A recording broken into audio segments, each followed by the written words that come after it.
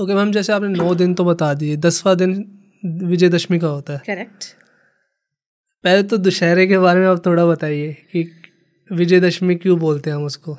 देखो, हम सभी को पता है श्री राम जी ने विजय पाई थी, रावण को मृत्यु मिली थी, जो उसके लिए सबसे ज़्यादा मुश्किल चीज़ थी, क्योंकि इतना सर्वज्ञ ज्ञानी वो हो चुके थे और वो अमृत कुंड पा चुके थे कि अब वो मृत्यु, क्योंकि उनको भी ये तब रियलाइजेशन हुआ जब उन्होंने देखा कि मेरे आगे मेरे पोते पड़पोते ही जा रहे हैं। तब उन्हें रियलाइजेशन हुआ कि यार मैंने तो गलत चीज़ मांग ली, क्योंकि ये सबसे बड़ा दुख है, ये सबसे बड़ा कार्मिक। उन्हें लगता था कि यार इससे ज़्यादा गलत नहीं हो सकता कुछ भी, कि मैं अपने बच्चों को या अपनी जनरेशन्स को जाते हुए देख रहा हूँ।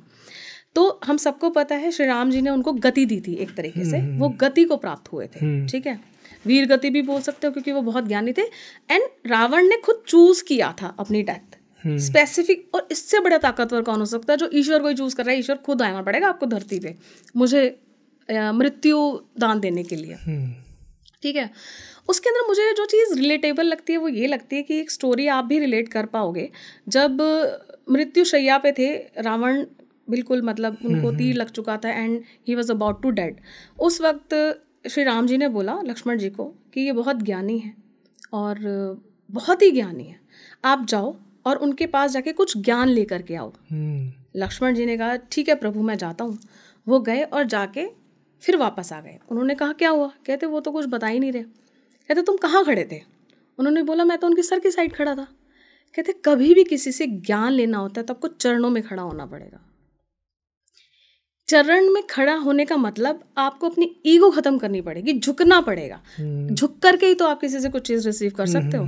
एंड ये बहुत बड़ा लेसन है। मुझे लगता है कि ये हमारी जो भी रिचुअल्स, जो भी हमारी हिंदुओं के जो भी हमारे तीज पर्व हैं, वो हमें बहुत कुछ सिखाते हैं।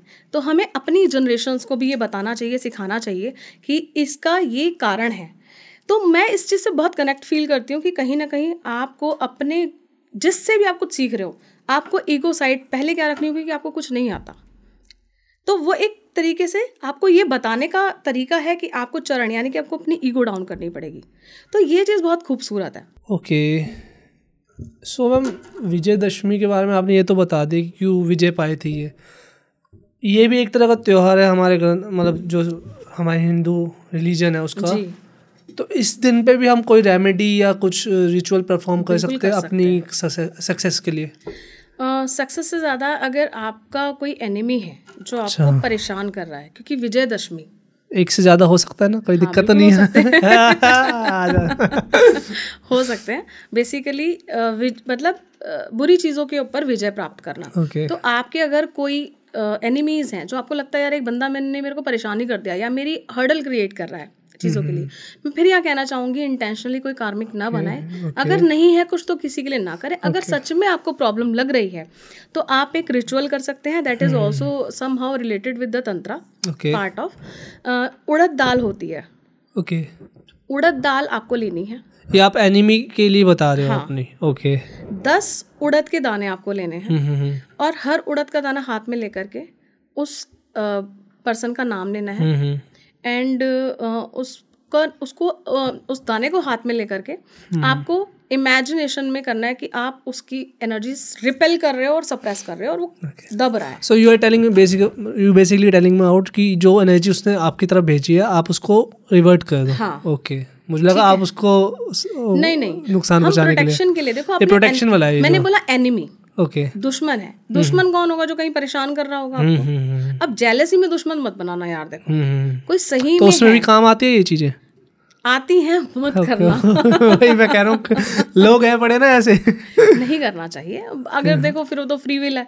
अगर कोई अपना कर्मा क्रिएट करना चाहता है तो हमारा काम नहीं है। बट मैं अगेन कोई ऐसी गलत इन्फॉर्मेशन नहीं देना चाहती हैं। तो आपको एक उड़द का दाना लेकर के क्या करना है, जब रावण जिस वक्त में जलाया जाता है, अच्छा ये भी बता दूं करना कब है। आप उस वक्त जाओगे वहाँ पे और वहीं जब वो दहन होगा उनका, उस टाइम खड़े खड़े ये चीज़ आपको करनी है। वहाँ पे वो एक एक दाने को लेकर के आपको ऐसे उसका नाम लेकर के सप्रेस करते हुए बोलना है, ठीक है। उसके बाद में आपको वो सारी चीज़ें वहाँ पे श्री राम जी का नाम लेना है मुट्ठी में और किसी हनुमान मंदिर में जा कर के उनको समर्पित कर देना है। तो है ये कहीं ना कहीं हनुमान तंत्र से भी जुड़ा हुआ है। तो आप हनुमान जी को सर्वस्व सारे इश्यूज, सारी प्रॉब्लम्स, अपनी प्रॉब्लम्स के लिए भी कर सकते हो आप, ऐसा नहीं कोई पर्सन ही हो, उसके लिए भी कर सकते हो। तो कहीं ना कहीं वो आप उनकी तरफ डाइवर्ट कर देते हो और वो अपने आप डील कर लेते हैं और वो चीज़ें automatic, you will feel the change. मतलब मैं कोई 2 मैंने रेमेडीज बताई हैं इस पॉडकास्ट में। हाँ जी। आप, मैं नहीं मान सकती किसी का रिजल्ट ना आए, क्योंकि मैंने बहुत ज़्यादा बताई ही नहीं है। लेकिन ये जो टाइम होता है, देखो रेमेडीज अपने आप में पावरफुल होती है नहीं होती, उससे ज़्यादा पावरफुल होता है टाइम। क्योंकि हम 3D वर्ल्ड में, तो यहाँ पर टाइम का इल्यूजन तो है। हाँ। तो वो स्पेसिफिक टाइम में एनर्जीज होती हैं, उस एनर्जीज को आप कैसे ट्रांसफॉर्म या अपने लिए यूज कर सकते हो, that is a power of occult. Okay, thank you so much भाई एंड तक देखने के लिए। अगर ऐसी और क्लिप्स चाहिए ना तो भाई सब्सक्राइब करो जाम विद जाम क्लिप्स को।